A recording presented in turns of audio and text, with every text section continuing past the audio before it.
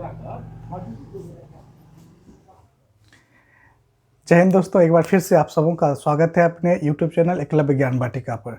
चलिए, हम लोग देख रहे थे किसमें इरेक्टाइल डिस्फंक्शन के बारे में देख रहे थे, जिसको ईडी कहते हैं। इरेक्टाइल डिस्फंक्शन अर्थात लिंग में करापन का नहीं आना। जब हम लोग शारीरिक संबंध बना रहे होते हैं, जब कोई पुरुष किसी स्त्री के साथ सेक्सुअल रिलेशन बना रहा होता है तो उसके लिंग में पूरी तरह से करापन नहीं आता है। जैसे यहाँ पर हम मानव शरीर का बना है डायग्राम, तो देखिए यह एक व्यक्ति के जेनाइटल ऑर्गन का डायग्राम है। यह क्या है? पेनिस है। अब यहाँ पे है फ्लैसिड पेनिस। फ्लैसिड पेनिस का मतलब झुका हुआ पेनिस। अब ये एक स्थिति ऐसी है जिसमें एक व्यक्ति, एक पुरुष अपने साथी के साथ, अपने सेक्सुअल पार्टनर के साथ शारीरिक संबंध बनाने के लिए गया है, लेकिन उसके पेनिस में क्या है? करापन हो ही नहीं रहा है। अब करापन मतलब, अगर करापन होगा तो यहाँ पे हमने लिखा इरेक्ट पेनिस। इसका मतलब है कि पेनिस में क्या होगा? ये सीधा हो जाएगा पेनिस। और सीधा क्यों होगा? ये सब हम लोग पिछले वीडियो में देखे थे। क्योंकि इसमें क्या होगा कि ब्लड का सप्लाई बढ़ जाएगा। इस पेनिस में क्या होगा कि ब्लड का सप्लाई बढ़ जाएगा। पहले से जितना ब्लड था उससे 10 गुना ज़्यादा ब्लड का सप्लाई बढ़ जाएगा, जिसके कारण ये पेनिस में करापन भी आएगा, पेनिस सीधा भी होगा और पेनिस गर्म भी हो जाएगा। ठीक ना? ये मोड जो होता है ये एक्टिव मोड है, और इसी मोड में, इसी स्थिति में कोई भी पुरुष, कोई भी मेल अपने फीमेल के साथ, अपने सेक्स पार्टनर के साथ शारीरिक संबंध बना सकता है। और इसी स्थिति में क्या होगा? पेनिस वेजाइना के अंदर घुस सकता है, इंसर्ट हो सकता है। लेकिन ये जो कंडीशन है, इसमें जो झुका हुआ पेनिस है, फ्लैसिड पेनिस है, क्या ये इंटर करेगा? नहीं करेगा। अब इस पेनिस के अंदर तो हड्डी तो है नहीं, यहाँ तो ऐसा नहीं हड्डी है जो बोन है, जो बोन ऐसे टाइट करके रखेगा। ये क्या है? कार्टिलेज का बना हुआ है। तो कार्टिलेज का बना हुआ है तो कार्टिलेज में जो खाली जगह है, यहाँ पे स्मूथ मसल में जो खाली जगह है उसमें तो ब्लड का सप्लाई होगा, तभी जाकर इसमें क्या होगा? इरेक्शन आएगा। और ब्लड का सप्लाई क्यों होगा, कैसे होगा, इन सब चीज़ों को पिछले वीडियो में देखे थे। तो इसका उपचार के बारे में आज हम लोग अध्ययन करेंगे। आखिर ब्लड का सप्लाई कैसे बढ़े, ब्लड के सप्लाई को बढ़ाने के लिए क्या क्या करना होगा। तो पहले नंबर, ब्लड का सप्लाई बढ़ता क्यों नहीं है, उसके क्या कारण है? तो उसमें हम लोगों ने क्या देखा था? तनाव। सबसे बड़ा कारण क्या था? तनाव। मतलब हर व्यक्ति कहता है हम टेंशन में, कोई नहीं कहता कि हम फ्री हैं। करता जब देखो तब मुंह लटका ही बैठा रहता है, जब देखो तब वो टेंशन होता है। पता नहीं कितना ज़्यादा वो तनाव लेकर ज़िंदगी जी रहा है। जो तनावयुक्त व्यक्ति है, जो, या फिर क्या होगा कि वो इतना ज़्यादा अवसादग्रस्त है, इतना ज़्यादा वो हीन भावना का शिकार है, इतना ज़्यादा नकारात्मक सोच का शिकार है, उसके अंदर इतना निगेटिव थॉट है कि वो क्या होता है कि अवसाद में चला जाता है, या इतनी ज़्यादा महत्वाकांक्षा कभी कभी मन में पाल लेता है, इतना ज़्यादा उम्मीद किसी से कर लेता है, या अपने जीवन से हो, या अपने व्यवसाय से हो, या जिन अपने सफलताओं से हो, या जीवन के जो लक्ष्य हैं उनसे हो, इतना ज़्यादा कर लेता है कि नहीं मिलने पर, वो प्राप्त नहीं होने पर क्या होता है कि पूरी तरह से अवसादग्रस्त हो जाता है। जैसे अक्सर लड़कों में देखा जाता है कि वो किसी लड़की को चाह रहा है, किसी लड़की से प्रेम कर रहा है, और अगर उसका प्रेम टूट जाता है, मान लिया जाए कि वो लड़की किसी और को चाहने लगी, किसी और के साथ वो चली गई, उसका प्रेम लव जो है ब्रेकअप हुआ, तो अब वो क्या हुआ? डिप्रेशन में चला गया, वो टेंशन में रहने लगा। तो ऐसा नहीं करना है, टेंशन में नहीं जाना है। दुनिया में तो क्या कहें, 7 अरब की आबादी है। ऐसा थोड़ा है कि एक वही नमूना है जिसके कारण आप टेंशन में चले जाएं। और कई लड़का ऐसा होता है आत्महत्या तक कर लेता है। तो ये सब गलत बात है, आत्महत्या नहीं करनी चाहिए। और आत्महत्या की प्रवृत्ति है, उस पर हम अलग से एक वीडियो बनाएंगे, जिससे आप लोगों को बहुत सारी सीख मिले, और ये जो मन में विचार आता है, ये गलत विचार आता है, वो नहीं आए। तो क्या है कि आप अवसादग्रस्त नहीं हो, टेंशन नहीं हो। और टेंशन के कारण क्या होता है? हमारे शरीर का जो बायोलॉजिकल एक्टिविटी है, जो मेटाबॉलिक एक्टिविटी है, जो शरीर के अंदर जो बहुत सारे जैव रासायनिक जो क्रिया चलती है, रिएक्शन चलता है, वो सब प्रभावित होता है।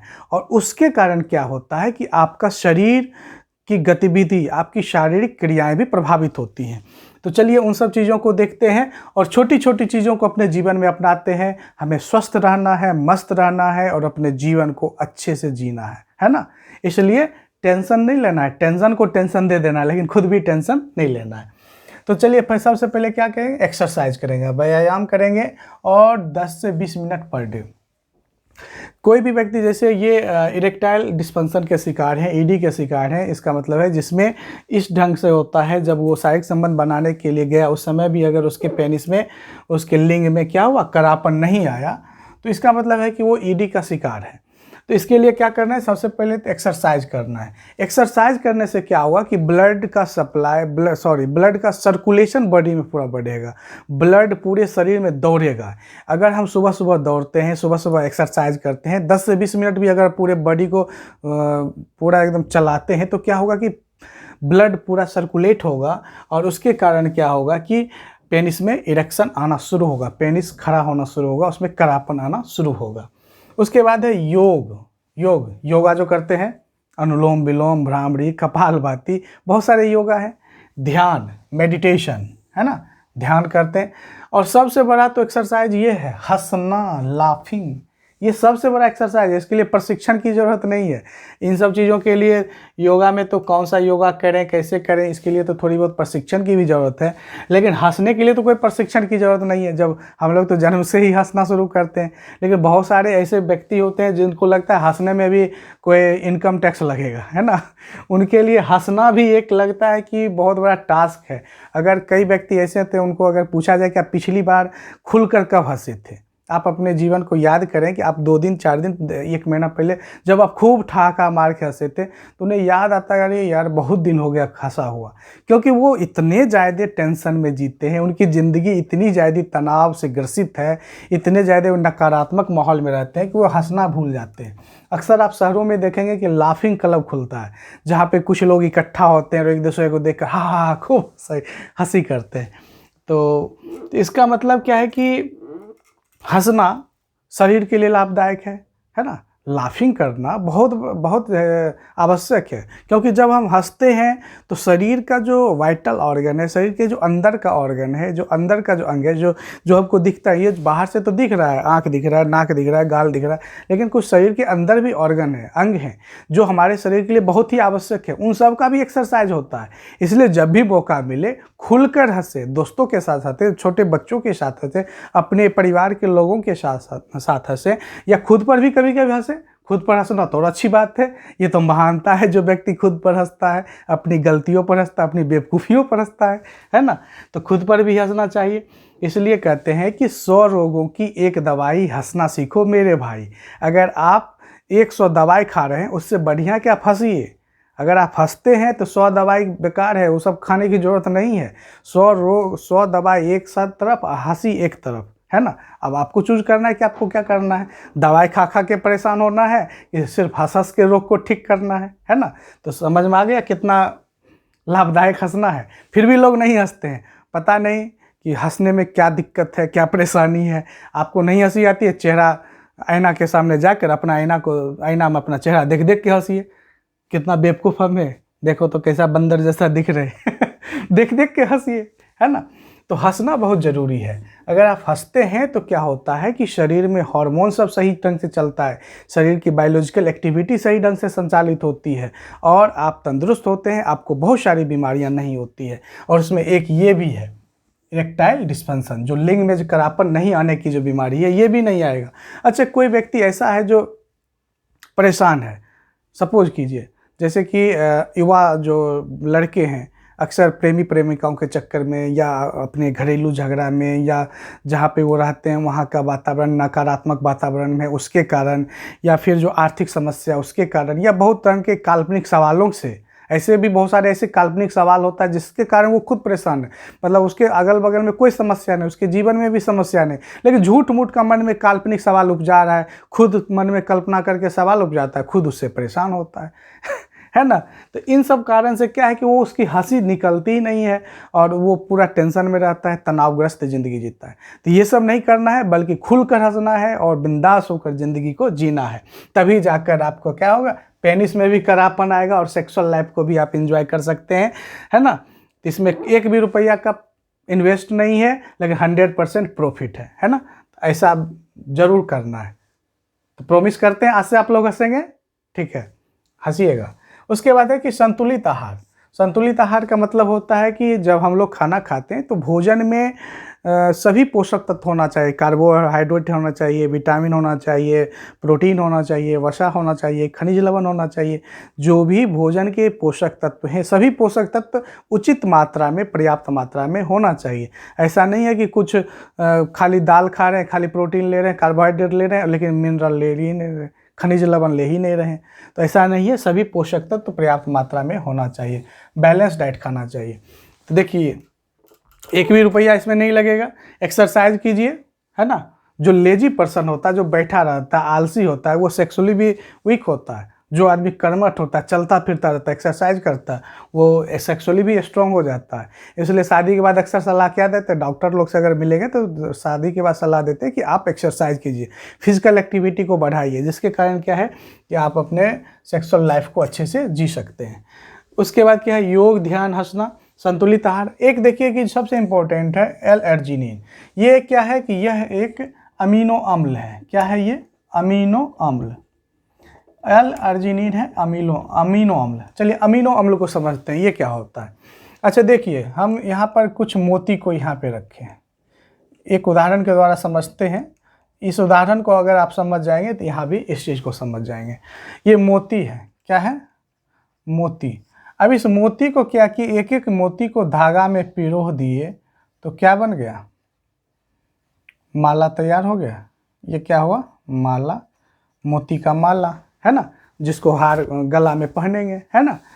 अब सोचिए, एक एक मोती जब धागा में पिरोया जाता है तो वो माला बनता है। उसी ढंग से अब मोती इजकल टू कर दीजिए अमीनो अम्ल। क्या कर दीजिए? अमीनो अम्ल, जिसको एमिनो एसिड कहते हैं। इसको इंग्लिश में क्या कहेंगे? Amino acid. Amino acid. तो प्रोटीन बना होता है एमिनो एसिड का। तो एक एक अमीनो एसिड जब mRNA से जुड़ता है तो ये माला जिसको कहते हैं उसी को क्या कहेंगे? प्रोटीन। वो प्रोटीन का निर्माण करता है। किस चीज़ का निर्माण करता है? प्रोटीन। अक्सर देखते हैं कि सुनते हैं कि सोयाबीन में प्रोटीन होता है, दाल में प्रोटीन होता है। और प्रोटीन क्या करता है? बिल्डिंग ब्लॉक है। शरीर के निर्माण के लिए प्रोटीन का होना बहुत ज़रूरी है। अगर किसी के शरीर में प्रोटीन की कमी हो जाएगी तो उसका शारीरिक विकास नहीं हो पाएगा। इसलिए शरीर का विकास हो और हमारे शरीर की रोग प्रतिरोधक क्षमता बढ़े, शरीर में अगर घाव हुआ तो वो भर जाए, दिल तंदुरुस्त रहे, दिमाग तंदुरुस्त रहे और शरीर का सारा एक्टिविटी सही ढंग से हो, इसलिए क्या ज़रूरी है? शरीर में प्रोटीन होना ज़रूरी है, प्रोटीन का भोजन लेना ज़रूरी होता है। अब सोचिए कि हम लोग जो भोजन करते हैं तो भोजन खा रहे हैं तो वो तो मीट खा रहे हैं, मुर्गा खा रहे हैं, या दाल खा रहे हैं, भात खा रहे हैं, जो भी खा रहे हैं, सब्जी खा रहे हैं। तो खाना खाते हैं तो वो प्रोटीन तो लेते हैं, लेकिन वो पाचन होने के बाद शरीर में जो डाइजेशन होता है, डाइजेशन के बाद वो अमीनो अम्ल में बदलता है और वह उसी अमीनो अम्ल को बॉडी क्या करता है? यूज करता है। उसी अमीनो अम्ल को यूज करता है। तो अमीनो अम्ल दो प्रकार के होते हैं, इसेंशियल और नॉन इसेंशियल। मतलब कुछ लाभदायक जो आवश्यक अमीनो अम्ल है, कुछ गैर आवश्यक अमीनो अम्ल है। तो चूँकि ये बायोकेमिस्ट्री का टॉपिक है और जब हम लोग बायोकेमिस्ट्री का चैप्टर पढ़ेंगे तो उसमें हम लोग देखेंगे कि जैव रसायन में कि अमीनो अम्ल क्या करता है, अमीनो अम्ल की क्रियाविधि कैसे है और कितने प्रकार के हैं, ये सब हम लोग उधर देखेंगे। अभी अगर यहाँ पे चर्चा करेंगे तो फिर थोड़ा विषय से हम लोग भटक जाएंगे। इसलिए अभी मोटा मोटी आप इतना जानिए कि L-अर्जिनिन क्या है? अमीनो अम्ल है और अमीनो अम्ल मिलकर क्या करता है? प्रोटीन का निर्माण करता है। बस एक लाइन समझिए, ठीक है। अब देखिए L-अर्जिनिन क्या करता है? ये नाइट्रिक ऑक्साइड NO का निर्माण करता है। याद आया? पिछला वीडियो में हम लोग क्या देखे थे कि जब हम लोग खुश रहेंगे तो क्या होगा कि शरीर से निकलेगा इपिनेफ्रिन। याद आ गया? इपिनेफ्रिन। और इपिनेफ्रिन कहाँ से निकलेगा? यहाँ पे बताए थे कि जैसे ये किडनी है ना, ये क्या है? किडनी है और ये किडनी का मेडुला पोर्शन है। मेडुला से, किडनी के मेडुला से एक हार्मोन निकलता है, एक न्यूरोट्रांसमीटर है जिसका नाम क्या है? इपिनेफ्रिन। और इपिनेफ्रिन जब इस पे निकलेगा, यहाँ पे तो नॉर इपिनेफ्रिन निकला था, यहाँ पे जब इपिनेफ्रिन निकलेगा, मतलब इपिनेफ्रिन जब इपिनेफ्रिन जब निकलेगा तो क्या होगा? इपिनेफ्रिन यहाँ पर NO रिलीज करवाएगा। NO मतलब नाइट्रिक ऑक्साइड। और ये नाइट्रिक ऑक्साइड फिर क्या करेगा? CGMP। और इस CGMP के कारण क्या होगा कि इसको फुला देगा, मतलब इसका जगह जो ये सिकुड़ा हुआ था, पेनिस जो सिकुड़ा हुआ था, इस गैप को क्या करवा देगा, इसको कह देगा थोड़ा सा और फैल जाओ और फैल जाओ और फैल जाओ, है ना। इसको कहेगा चल बेटा इतना हो जाओ, है ना। अब इतना हो गया। अब इसमें क्या होगा कि जब ये जगह बेस ज़्यादा होगा तो जगह ज़्यादा होगा तो खून दौड़ेगा, जगह भी ज़्यादा कर दिया, ऊपर से क्या हुआ कि दिल की धड़कन को भी बढ़ा दिया। इसलिए जब सेक्सुअल रिलेशन जब बनता है तो उस समय सांस की रफ्तार बढ़ जाती है, दिल ज़्यादा जोर से धड़कने लगता है।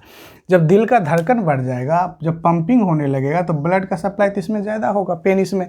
जब पेनिस में ब्लड का सप्लाई होगा तो पेनिस क्या होगा, ये कड़ा हो जाएगा, पेनिस में कड़ापन आ जाएगा, पेनिस टाइट हो जाएगा, या कहे तो नॉर्मली पेनिस खड़ा हो जाएगा, सीधा हो जाएगा। ठीक है। अब ये स्थिति क्या है कि शारीरिक संबंध बनाने की स्थिति है। तो मामला यहाँ पर आता है कि इपिनेफ्रिन किसको ये प्रमोट किया है, NO को, नाइट्रिक ऑक्साइड।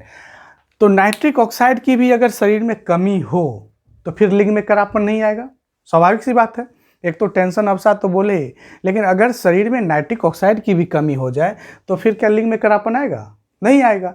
तो नाइट्रिक ऑक्साइड की कमी नहीं हो तो इसके लिए हमको क्या करना होगा, वैसा खाना खाना होगा जिसमें नाइट्रिक ऑक्साइड मिले।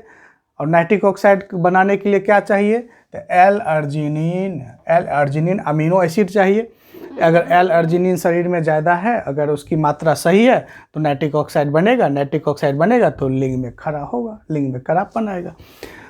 तो देखिए एल अर्जिनिन किस में मिलेगा, rich source of L arginine क्या है। पहला तो कद्दू का बीज। अक्सर कद्दू हम लोग खाते हैं तो क्या करते हैं, बीज को फेंक देते हैं। नहीं, फेंकना नहीं है, आज के बाद बीज को भी चबा के खा जाना है, क्योंकि कद्दू के बीज में एल अर्जिनिन पर्याप्त मात्रा में होता है। तरबूज, अब गर्मी के महीना में तो तरबूज खूब मिलता है ना, तरबूज खाना है। तिल अक्सर कब खाते हैं, मकर संक्रांति के समय, तिल का लाई, तिल का तिलवा, है ना, ये सब बना के खाते हैं, तो तिल है। मूंगफली, टाइम पास, जब ट्रेन बस में जाते हैं तो क्या कहते हैं, टाइम पास करने के लिए चलो मूंगफली खा लेते हैं, तो ये मूंगफली में मिलता है। सूरजमुखी का बीज, सनफ्लावर का जो सीड होता है, इसका भी तेल मिलता है, तो इसमें भी मिलता है कौन, एल अर्जिनिन। काजू, अब ये तो महंगा है, सबके बस की बात नहीं है, मेरे तो बस की बात नहीं है काजू खाना, तो ये महंगा है, लेकिन कुछ सस्ता भी चीज़ है जिसको हम लोग खा सकते हैं। जैसे सूरजमुखी का तेल खा सकते हैं, मूंगफली खा सकते हैं, और कद्दू तो खा ही सकते हैं, कद्दू, तरबूज, तिल सब खा सकते हैं। बादाम, आमंड जो है, बादाम, अखरोट, है ना। और दूध से बनी सामग्री, दूध से जो भी बना है, जैसे पनीर बना है, खोआ बना है, मेवा बना है, राबड़ी बना है, जो भी है, तो उसमें भी एल अर्जिनिन पाया जाता है। उसके बाद मुर्गा, चिकन, या भी और भी मीट होते हैं, रेड मीट होते हैं, तो उसमें भी पाया जाता है एल अर्जिनिन। और ये एल अर्जिनिन क्या करता है कि अमीनो अम्ल की मात्रा को शरीर में, ये जो खाद्य पदार्थ है, ये जो यहाँ पे हम लोग लिस्ट खाद्य पदार्थ का बना है, ये क्या करता है, शरीर में अमीनो अम्ल की मात्रा को बढ़ाएगा। कौन सा अमीनो अम्ल, एल अर्जिनिन। और जब एल अर्जिनिन शरीर में रहेगा तो फिर क्या होगा, नाइट्रिक ऑक्साइड शरीर में बनेगा। नाइट्रिक ऑक्साइड रहेगा तो क्या होगा कि लिंग में करापन आएगा। सबका एक दूसरे से संबंध है। इसका बायोलॉजी समझ में आया, इसका जैव, इसका जो क्या बायोलॉजिकल प्रोसेस समझ में आ गया होगा। तो आज से अगर आपको इस तरह की समस्या है, हमको तो नहीं लगता होगा, लेकिन जिन दोस्तों को अगर इस तरह की समस्या होगी वो इन सब खाना को खाइएगा ज़रूर, है ना। और इनको अपने डेली लाइफ स्टाइल में शामिल करना है खाने में। ये नहीं कि लिट्टी समोसा पे टूट पड़े, जहाँ देखे लिट्टी समोसा जाके फास्ट फूड खा रहे हैं, बर्गर चाउमीन खा रहे हैं, और जो शरीर के लिए ज़रूरी है वो खा ही नहीं रहे, तो बाद में कहाँ से होगा। तब तो ये इसी स्थिति में रहिएगा, इस स्थिति में तब तो आने का सपना छोड़ दीजिए, तब इसी स्थिति में जीना पड़ेगा। इसीलिए अगर आप चाहते हैं कि हेल्दी लाइफ जिए, हेल्दी सेक्सुअल लाइफ जिए, तो आपको इन भोजन को करना होगा और इसको अपने लाइफ स्टाइल में शामिल करना होगा। देखिए ये जो एल अर्जिनिन है, इसके अलावा भी बहुत सारे काम को करता है। जैसे एल अर्जिनिन अगर शरीर में आपकी मात्रा सही है तो शरीर में रोग से लड़ने की क्षमता होगी, इम्यूनिटी पावर मजबूत होगा। कोई भी बीमारी आएगा तो उसको एकदम आप मार दीजिएगा, चाहे कोरोना ही खाए ना, उसको भी एकदम ख़त्म कर दीजिएगा। जिसका शरीर में रोग से लड़ने का क्षमता जितना ज़्यादा होता है वो व्यक्ति उतना ज़्यादा मजबूत होता है, वो बीमार नहीं पड़ता है। इसके अलावा क्या होता है, ये एल अर्जिनिन जो होता है दिल की सेहत का भी ख्याल रखता है, दिल को भी संभाल के रखता है। दिल में जो कार्डिक मसल है या कार्डिक फंक्शन है, दिल का जो क्रियाकलाप है, उसको भी सही रूप से संचालित करने में मदद करता है ना। तो दिल को मदद करता है। इसके अलावा क्या है, पेंक्रियाज। पेंक्रियाज जानते ही होंगे, जो पेंक्रियाज, जैसे हम यहाँ पे अगर पेंक्रियाज देखें तो ये है, ये स्टोमक है, और स्टोमक के बगल में ही क्या था, पेंक्रियाज होता है, ये जिसको अग्नाशय कहते हैं, ये अग्नाशय है। अब इसमें क्या होता है, इंसुलिन बनता है। इंसुलिन का नाम सुने होंगे, इंसुलिन हार्मोन। इंसुलिन हार्मोन की कमी से डायबिटीज होता है। और पिछले वीडियो में हम लोग क्या देखे थे कि डायबिटिक पेशेंट जो होता है, जिसमें मधुमेह की बीमारी होती है, उसके भी लिंग में करापन आने में समस्या होती है। तो इसका मतलब है कि अगर हम लोग ये सब भोजन करें जो यहाँ पे लिस्ट बनाए हैं, तो एल-अर्जिनिन की मात्रा बढ़ेगी, और एल-अर्जिनिन की मात्रा बढ़ेगी तो क्या होगा कि मधुमेह की समस्या भी समाप्त हो जाएगी, मधुमेह के रोगी भी ठीक हो जाएंगे, है ना। तो मधुमेह को ठीक करता है। उसके अलावा शरीर का जो वाइटल ऑर्गन है, शरीर का जितना सारा इम्पोर्टेंट अंग है, चाहे वो ब्रेन है, फेफड़ा है, लीवर है, किडनी है, आंत है, हृदय है, सभी जगह ब्लड का सप्लाई बढ़ाता है। सबको एकदम धारा प्रवाह ब्लड को बढ़ाता है। कौन? एल-अर्जिनिन। शरीर में कहीं भी टूट फूट होता है, घाव घोस हुआ, कहीं भी अगर चोट कोट लगा, तो तुरंत जो मरा हुआ कोशिका उसको हटा के वहाँ पे कोशिका को रिपेयर करता है। तो सोचिए कितना महत्वपूर्ण चीज़ है। तो उम्मीद है कि आज से आप लोग अपने जो खाने का जो चार्ट होगा, डाइट होगा, उसमें फास्ट फूड को हटाएंगे और इन सब फूड को थोड़ा सा शामिल करेंगे, इनको भी जगह देंगे। अगर आप इसको जगह नहीं देंगे तो फिर देख लीजिए आपका स्थिति कैसा होने वाला है ना। तो आप जान लीजिए, आप फिर डॉक्टर के पास जाएंगे, डॉक्टर टेस्ट करेंगे, डॉक्टर भी फिर यही सलाह देंगे जो आज हम आपको दे रहे हैं। इसलिए आपको कैसी ज़िंदगी जीना है और कैसा लाइफ जीना है, तो वो आपके हाथ में है, डिसीजन आपको लेना है। नहीं, अगर आप सब कुछ ठीक ठाक है फिर भी आप लोग इसको खाइए, क्या दिक्कत है, इसमें पैसा तो ज़्यादा नहीं लग रहा है। तो आई होप आपको यह ज्ञान, आपको यह वीडियो आपके जीवन को सुधारने में और आपके जो मन में जो भ्रांतियाँ होगी उसको दूर करने में ज़रूर लाभदायक सिद्ध होगा। इन्हीं उम्मीदों के साथ आपसे हम आप विदा लेते हैं। आज की सेवा यहाँ पे समाप्त करते हैं। आप इस वीडियो को लाइक ज़रूर करें और अपने दोस्तों को शेयर ज़रूर करें, ताकि ज़्यादा से ज़्यादा लोगों तक ये ज्ञान जा सके और उनको भी इसका फ़ायदा हो सके। Thank you. आप इसका स्क्रीनशॉट ले लें। Thank you. All the best.